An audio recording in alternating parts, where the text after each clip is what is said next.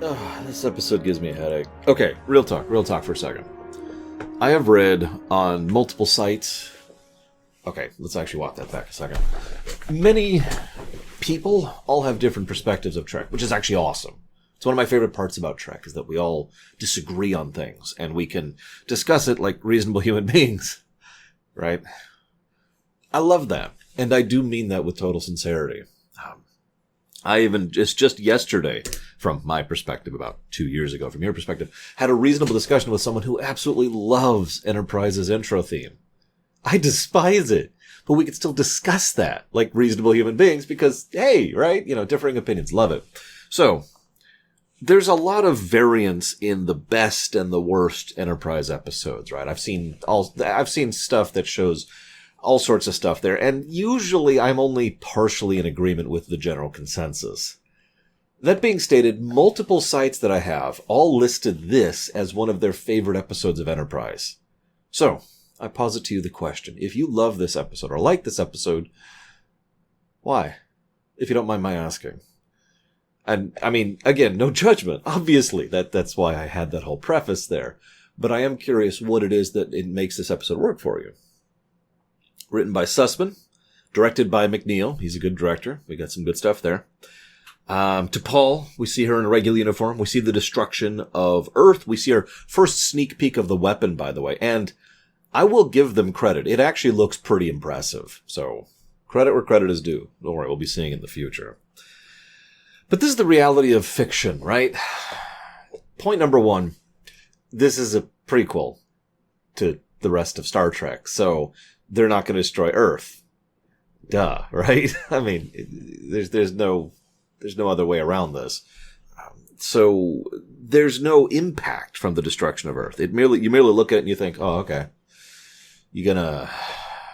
How are you gonna undo that? Or maybe it's an illusion, And that's the only question that's prompted. Now, that's not necessarily a bad thing. It's just, it does completely change the impact. As opposed to a fictional series where, some consequences stick. You could show something like this and people would just be like, oh my God. Instead, it's more like, I wonder how they're going to do that. That should be interesting. Now, the other thing, though, is, well, this is fiction. Fiction doesn't do heavy-hitting stuff like that. Not usually. Sometimes they do, and those things tend to actually be pretty popular, funnily enough. But for the most part, fiction, especially long-standing fiction, doesn't do big consequences like this. It's just not their style. There's too many, it's not safe. It's too risky of a storyline venture, and no one would ever allow it. I mean, look at how hard they had to champion to destroy Vulcan over in Star Trek 2009. And that was something they had to push for until they finally allowed it. And even then, it was only allowed in an alternate continuity, for God's sakes. An alternate timeline, I should say. Excuse me. Same continuity, different timeline. So we look at this, and all of the impact is sapped from the intro because it's just kind of not happening. It's like, all right, well, this should be interesting. The only question I had was, is this an illusion, or is this something that they're going to hit the reset button on? Now, if you've seen my Voyager stuff, you know I'm not very fond of the reset button. I've probably already given away my opinion here. I hate this episode. This episode pisses me off. Legitimately angers me. This episode is such a waste of my damn time. And I'm going to try and discuss why, because that's my job. But in addition to all the things I'll be discussing, the biggest and most obvious thing is that it's a reset button episode, but it's one of the worst possible types of reset button episodes. It's the type where nothing changes, where nothing matters, and there's no relevance going forward or back. In other words, this episode never happened. So why did I waste my time watching it? To explain what I mean by that a little bit, this actually happened a couple times over on Voyager, and it pissed me off over there too. But occasionally they would undo that. They would have, okay, we hit the reset button, but we remember certain tidbits of it, or history was changed in a certain way where it's significant, or we learn more about the characters, or something. You do something with it, and so it's actually significant, as opposed to, I don't remember the name of the episode, but it's very early, season 1 Voyager. There's an episode where they come across a planet that's been absolutely destroyed. And then they go down to the planet, and they go into the past, and we have one of the dumbest Prime Directive arguments in the history of Trek, and then they undo everything, the reset button is hit, no lessons learned. No character moments, no plot moments, no interesting moments, no idea moments, nothing. Waste of 44 minutes. Same problem here. Now, I think this episode's better than that one, because that one had a stupid Prime Directive argument, whereas this one doesn't, so that's neat. What is the point of this damn episode? Excuse my language. Just... So we see the worst kind of hell, at least one of the worst hells I can example of. I could think of, because I can actually think of a worse hell than this. But imagine not being able to retain long-term memory. What the best part is, that's really horrible for him, but that's also really horrible for everyone else. Isn't that cute? Yeah. How did a random spatial anomaly leave parasites in his brain? Huh? I mean, I know this is Trek, but really? That's your excuse for all this? What is this, Metal Gear Solid 5? It's okay. Archer needs to breathe through his skin, so it's okay, guys. So Travis is a red shirt. Honestly, do I need to say anything else about that? Travis is the first casualty. He dies very early on and isn't even mentioned the rest of the episode. Yep, that's how Enterprise treats Travis. Right there in a nutshell. Wow. Then, so there's an explosion. We find out this is the apocalypse. What's the point of an apocalypse story or a post-apocalypse story? Usually, it's about one of two things. Either, oh my gosh, a spectacle feature, or it's about people. Most apocalypse and post-apocalypse stories are all about the individuals and the deeply personal character stories, because it's all about how people react to it, how people change from it, how people deal with it. In fact, even that is considered so old hat at this point that some people consider it to be trite, because there's only so many reactions a person can have to, the apocalypse, and we've seen all of them at this point. But what's the big character reaction? How do people react to the apocalypse? Well, we don't see that. I mean, she decides to take care of him, and he has no good memory, and everyone else just kind of goes off and lives their lives, but that's it. So that's not there. So there's no point from the apocalypse or the post-apocalypse story. Cute. Okay. Because it is my job to talk about this, let's go ahead and make a side note here. The Xindi have become the Galactic Empire. No, really. I mean, ignoring the fact that they have a Death Star. Let's pay attention to this for a moment, shall we? This race, which has a planet destroyer and a decent-sized military fleet, which can operate almost with impunity, which has a massive stronghold that most other races can't even penetrate into, never mind navigate safely, which they have the ability to sally out from regularly, has just shown up into the home sector, as I like to call it, and has completely removed one of the players from the board, with no real opposition. If you think about it, this is the establishment of a galactic empire. This is the establishment of the kind of horrific tyranny and rule through fear that would involve. Because every other power will be fearing the same thing from those forces, and the Xindi Council, especially the Reptilians, would try to push for that angle. That is until, the Expanse does its thing, but spoilers. So, yay, that's messed up. I actually don't have much else to comment on that. It is interesting to me how most of the other races decide deliberately to not get involved. The Vulcans are doing their own thing, the Denobians are doing their own thing. General Shran decided to go ahead and give them deflector shields. Thanks. But that's kind of it. And, that's about it. Everyone's totally cool with an entire species being wiped out because fear that they'll be next. Tracks. Alright, so then they hit the reset button. Tucker says no for no reason. So they target the bridge for once, and everyone on the bridge dies. That's what you get, Tucker. And then T'Pol is loyal to the end, or maybe guilty. I don't know. One of the things that they were pushing for in DS9 a lot was romances. They kept shipping the characters with other characters. I never really got why. I even made a joke about it once, about how they just constantly couldn't let Kira be single. They had to constantly hook her up with different people throughout the show. But, what is with this? Because they have been kind of, but not really trying to hook to Paul and Archer up several times. And I say kind of not really because they keep changing their minds on the matter. While she has an actual and honest-to-goodness connection to Tucker, she doesn't really seem to have any kind of romantic connection to Archer. Except for the one episode where they had that show up and then go away and never come back. Or the fact, you remember Impulse? Just a few episodes ago? The end of that episode was supposed to end with her and him kissing passionately. Out of absolutely nowhere. Because emotions are uninhibited and they've totally loved each other ever since. Thankfully, that was torpedoed by Braga, no less. So, to hell with that. Then we have this episode where clearly she has grown to love him even though he is more or less incapable of loving her back because of the memory thing, not because of anything else. So why do they keep pushing this thing? I don't know.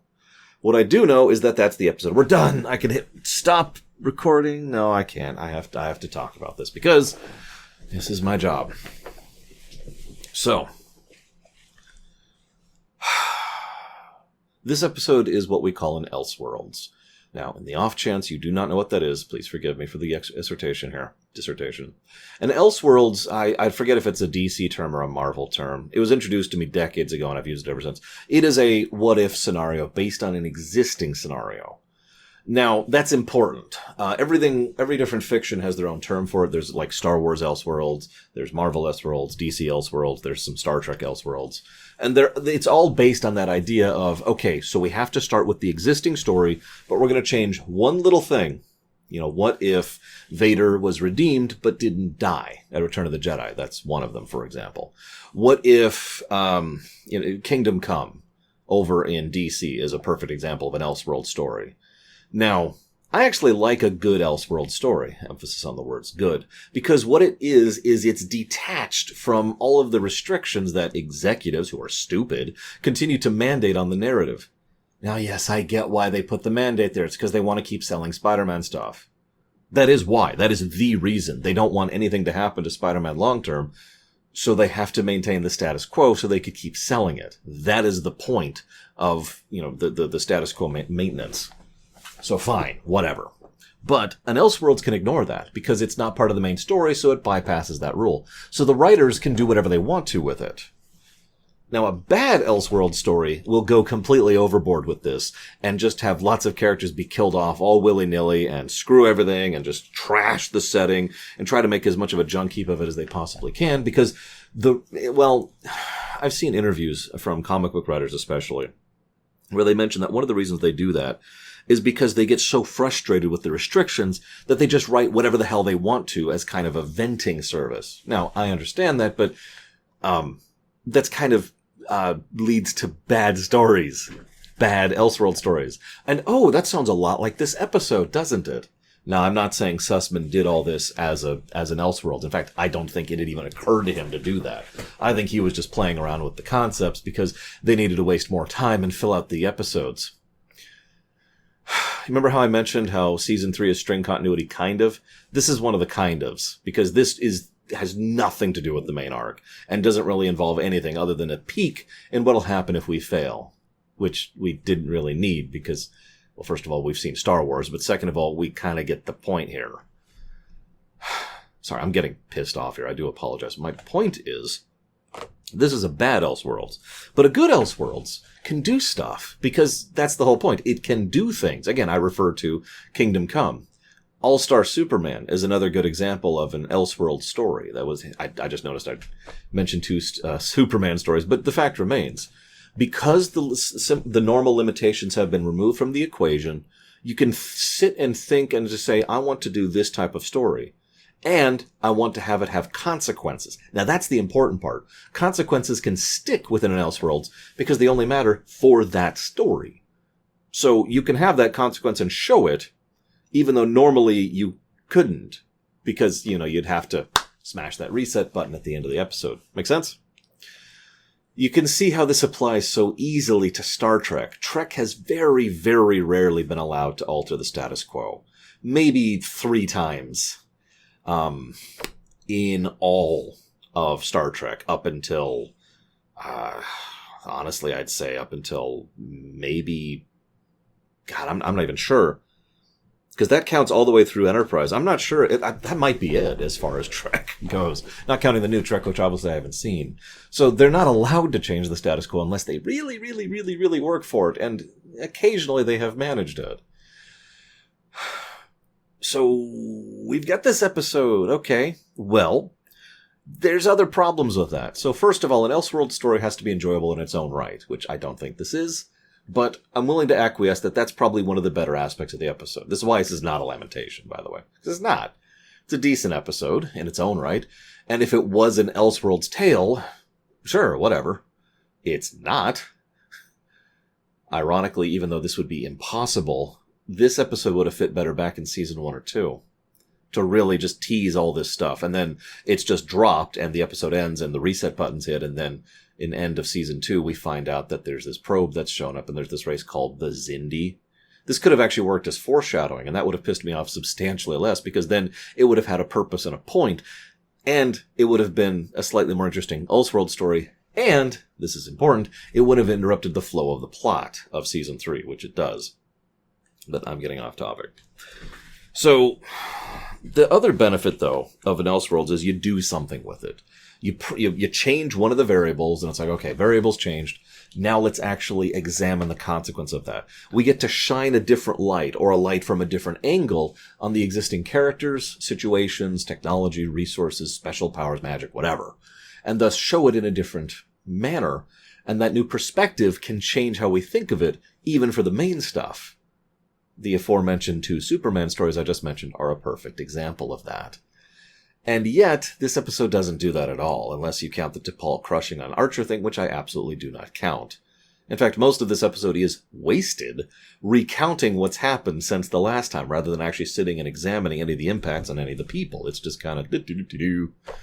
I mean, they killed Travis off as a red shirt at the beginning of the episode. That's about as much respect this episode has for the characters that it might be shining in a new light on. You see why I really don't like this episode? Because it doesn't do anything with the characters, or the concepts, or the plot. It doesn't do anything with foreshadowing. It doesn't have any purpose in its own right. It's not particularly enjoyable as a self-contained story, especially considering it ends by smashing the reset button as hard as it can, and then finally it interrupts the flow of the existing narrative. I'm angry enough that I am actually having trouble explaining this. So I apologize if I have failed. I'm not going to keep trying. I've gotten the points out. I feel like I have made my case terribly. I hope you at least understand the points I am trying to make. I am very much interested in looking forward to yours, because I want to know what you all think about this one. I noticed this is going to be kind of a short one. I noticed several of these Enterprise episodes are relatively short because I just don't have much to say about them in particular. And because I'm getting really good at being efficient about these videos. So, regardless. Oh yeah, and it was on SETI Alpha 5. This is SETI Alpha 5! There we go. Got that out of the way. You thought I didn't notice, did you? There's a Uridian, too. What do you think? Let me know in the comments. Like, comment, and subscribe. Don't do any of that. I mean, do comment. I do want to hear your comments, but whatever. I'll see you next time.